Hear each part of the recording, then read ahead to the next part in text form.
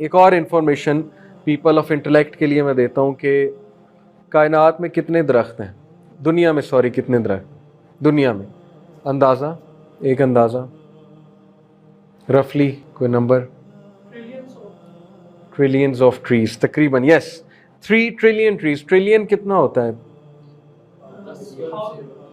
ہاں جی 100 بلین، 100 ارب کتنا، یعنی کہ یہ بلینز میں کتنا ہے؟ 1000 بلین از 1 ٹریلین. تو 3 ٹریلین کا مطلب ہے کہ 3000 بلین ٹریز ہیں، اور اتنے سٹارز ہیں تقریباً کائنات میں. ٹریلینز کے اندر نہیں بلکہ ملکی وے گلیکسی میں اتنے سٹارز ہیں، یس ملکی وے میں.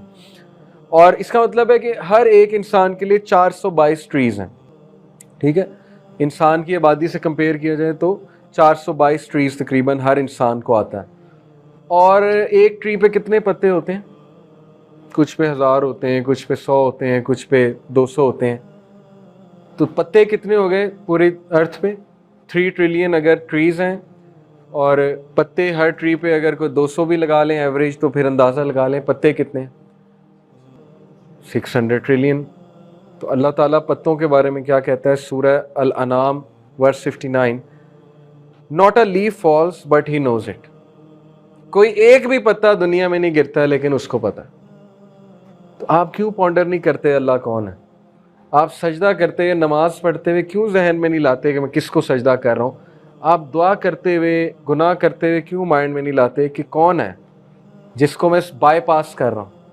اولم یر الانسان انا خلقناه من نطفۃ فاذا هو خصیم مبین. کیا انسان نہیں دیکھتا کہ میں نے اسے کس چیز سے پیدا کیا، پھر بھی وہ میرے سامنے دشمن بن کے کھڑا ہو جاتا ہے اور مجھ سے کویسچن کرتا ہے کہ مجھے کس نے پیدا کیا؟ اس لیے اللہ کو جب یہ پتا ہے کہ پتا گر رہا ہے تو آپ کے مسائل کیسے نہیں پتا؟ آپ کیسے اللہ کی نظروں سے اوجھل ہو گئے؟ آپ کی زندگی کیسے اللہ کی نظروں سے اوجھل ہو گئی جب پتہ نہیں کس جنگل میں کون سا پتا گرتا ہوگا؟ اللہ کہتا ہے میرے نالج میں ہے. اللہ تو کہتا ہے کہ ایک حدیث میں آتا ہے کہ کالی رات میں کالے پتھر پہ کالی چونٹی چل رہی ہو، سمندر کی گہرائیوں میں کوئی چیز جا رہی ہو، اللہ کو پتہ ہے.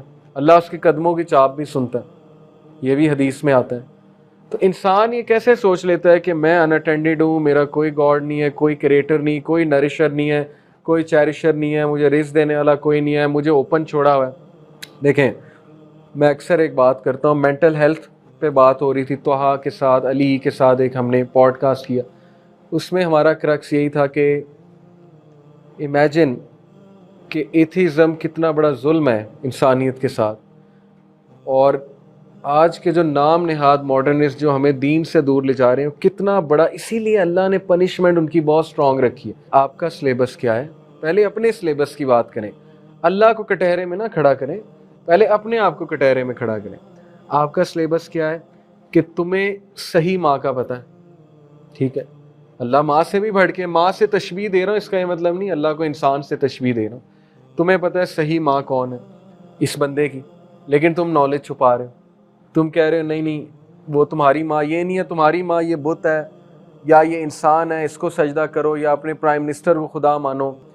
پھر تم اسے اتنے خوبصورت وے آف لائف سے دور رکھ رہے ہو. تم اسے طہارت نہیں سکھا رہے، طہارت کا کانسیپٹ ہے ہی نہیں ان کے پاس. تم اسے حلال اور حرام ہی نہیں بتا رہے، تم نے کچھ بھی نہیں اسے بتایا. تو اس سے پہلے تم اللہ کو کٹہرے میں نعوذ باللہ کھڑا کرو، سب سے پہلے تو وہ عورت تمہیں کٹہرے میں کھڑا کرے گی کہ یہ میرے ارد گرد تھا، اس نے تو مجھے بتایا نہیں کبھی اللہ کون ہے. میں تو ساری عمر بتوں کے آگے سجدہ کرتی رہی ہوں، ماتھا ٹیکتی رہی ہوں، نہ میرے پاس نماز، نہ ذکر، نہ سجدہ. تم لوگ اچھے رہے کہ ایک مشکل آتی تھی، کوئی بہت بڑا لاس ہو جاتا تھا، سجدہ کرتے تھے، کیتھارسس ہو جاتا تھا. مجھے تو یہ پاور تم لوگوں نے نہیں دی، میں کیا کرتی؟ سب سے پہلے تو آپ کو پکڑے گی. اس لیے مسلمان کی خوش قسمتی ہے کہ ہمارے پاس سجدہ ہے.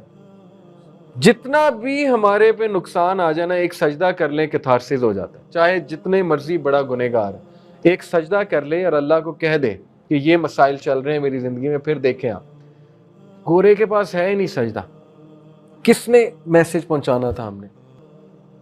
کوشش کریں، ٹھیک ہے، اگر تو کوشش کر سکتے ہیں. باقی یہ کہ اللہ کی ذمہ داری، اللہ پہنچائے گا ضرور ان تک، لیکن آپ جتنا پہنچا سکتے ہیں پہنچائیں اپنے ارد گرد کے لوگوں تک. تو میں نے اسے کہا پہلا تو قصور تمہارا ہے، دوسرا یہ کہ اللہ تعالیٰ سب سے زیادہ انصاف کرنے والا ہے، اللہ کو پتہ ہے ظالمین کون ہے، جہنم ظالمین کے لیے بنی ہے، تو وہ اگر ماں تک میسیج ہی نہیں پہنچا ہے تو وہ ظالمین میں شمار نہیں ہوئی۔ ظالمین وہ ہے جن تک میسیج پہنچا ہے، میسیج کلیئرلی پہنچا ہے، اس طرح پہنچا ہے جس طرح پہنچنے کا حق ہے، تو اس نے بلیٹنٹ ریجیکشن کر دی، وہ ظالموں میں سے، اس کو ضرور سزا ہوگی، اللہ تعالیٰ کا اصول ہے۔ تو تھوڑا سا براڈ کریں اپنا پرسپیکٹیو، ٹھیک ہے، سوچیں کہ اللہ کون ہے، اللہ کی ذات کیا ہے، اللہ تعالیٰ پہ پونڈر کریں۔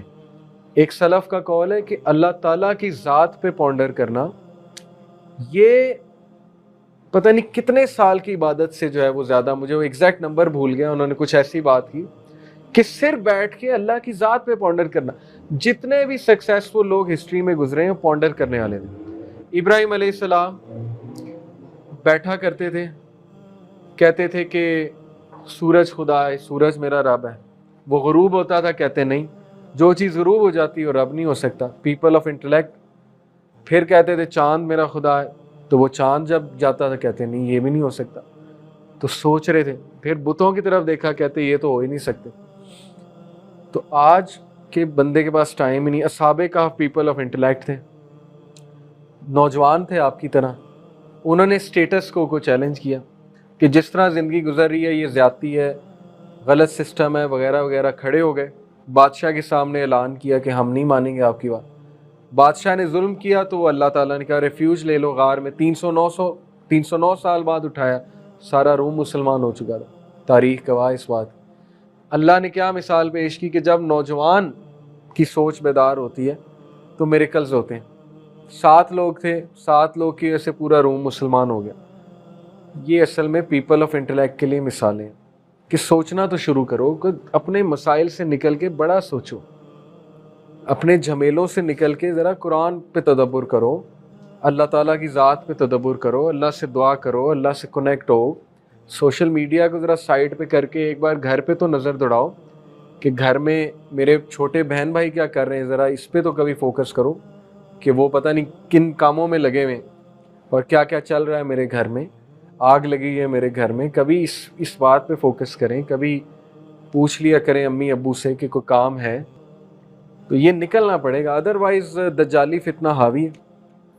وارننگ ہے، اسٹرکٹ وارننگ ہے پروفیٹ صلی اللہ علیہ وسلم کی، ایک دور آئے گا کہ بندہ قبر سے گزرے گا کہے گا کاش میں ادھر ہوتا۔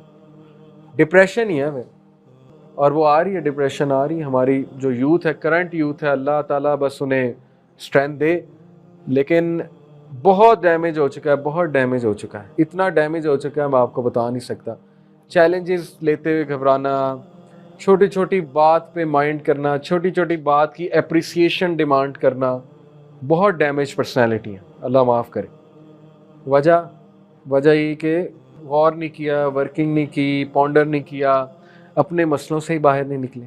اوکے، تو اللہ تعالیٰ یہاں کہہ رہا ہے کہ ایک پتا بھی نہیں گرتا، لیکن اللہ کو پتہ ہے، تو اس لیے انسان اللہ کی نظروں میں ہے، ہر انسان انڈیویجول اللہ کی نظروں میں ہے، اور اللہ کا اس کے ساتھ تعلق ہے۔